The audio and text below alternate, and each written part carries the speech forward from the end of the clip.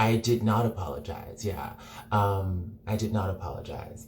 I am contextualizing. Now, Laverne Cox, that's COX. I'm just here to report the news. I don't want no smoke with nobody. Over the weekend, the actress, and LGBT advocate received major backlash following her Saks interview with Will and Jada Pinkett Smith. Then the moment that has gotten a lot of attention, I said to Jada, we're looking forward to more red table talk and more entanglements. And that was the moment that many of you thought was tasteless and tacky and wrong time, wrong place, Vivica Fox said.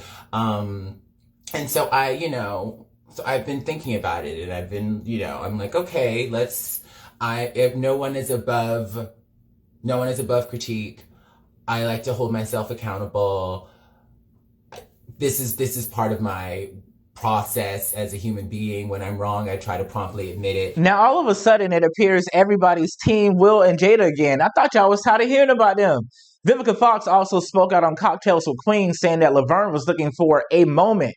Like, if y'all ain't had Will and Jada over there at Fox Soul, y'all wouldn't be ha-ha and kikiing about an entanglement or two. Vivica, don't do that. But Big Vern said Big Vern said she ain't it's the pronouns for me. I'm just here to report the news. I don't want no smoke with nobody. Big Vern say they ain't apologizing. I said to Jada, we're looking forward to more red table talk and more entanglements. And that was the moment that many of you thought was tasteless and tacky and wrong time, wrong place, Vivica Fox said. And so so I've been thinking about it, and I've been, I'm like, okay, if no one is above critique. I like to hold myself accountable. This is part of my process as a human being. When I'm wrong, I try to promptly admit it. But I wanted to take a moment to just critically reflect on it. And so the thing is, for me, I love Red Table Talk. I love Red Table Talk, and I love what the Smiths have done with Red Table Talk. And I think my error is that I had so many things I wanted to say to the Smiths, and we didn't have time. There was probably someone in my ear saying we needed to wrap, and I wanted to say so much to them about not just the film, but about their just oeuvre and what they've done with Red Table Talk specifically. And so when I said I'm looking forward to more Red Table Talk and entanglements, I thought that was funny, but out of context, without a deeper context, people obviously have read it. My intent was not to mock or make fun of, but obviously I understand there's a difference between intent and impact. And so I take accountability for that, right? There was nothing but love, though.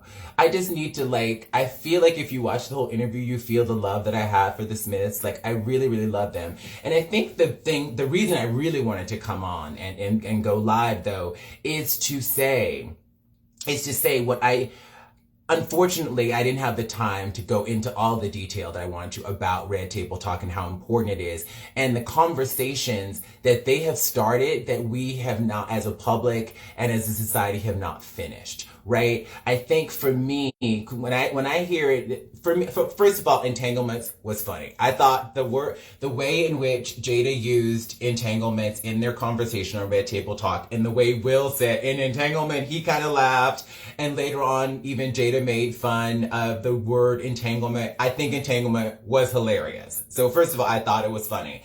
Maybe I have a twisted sense of humor. I thought the word was funny. But for many of you, and many of the people who commented, you seem to be suggesting that by using that word, I was attempting to bring up something that was messy. I was being messy. That's what many of you said, messy, tasteless, all those things. And for me, entanglement was funny, but for me, it wasn't a messy moment. And I think that is the conversation that I think the Smiths invited us to have that we haven't really fully had yet. Because for me, the moment when they sat down in that moment and other moments on Red Table Talk and talked very vulnerably, very openly about how they have negotiated their relationship, how they have tried to be their authentic selves, be free in this union, letting go of expectations and letting go of who they think they're supposed to be as a couple to be who they really are.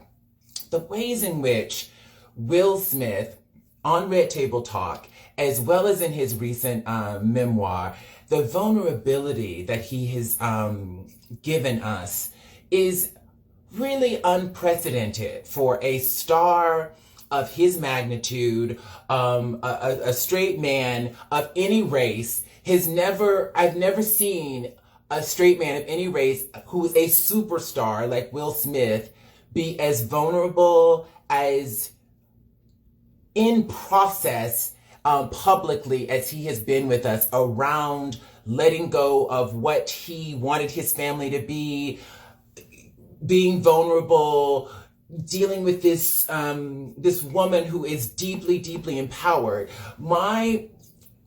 There are many reasons I love Jada Pinkett Smith, but one of the times I fell in love with her, really fell in love with her, is and I looked for the interview today and I couldn't find it on the internet. She did an interview with Bell Hooks many, many years ago, and she talked about reading Ain't I a Woman and how that book changed her life. And if for anyone who knows me knows that I am a huge Bell Hooks fan. And so when I see Red Table Talk, I see a woman, Jada, who has read her Bell Hooks and is grappling with being an empowered woman in this heterosexual relationship. And so what it feels like to me, what I, and I'm probably going to get criticism for this, but for me, I think the reaction to me mentioning entanglement, I think says more, the reactions say more about our culture and our society than it does about Will, Jada, or me.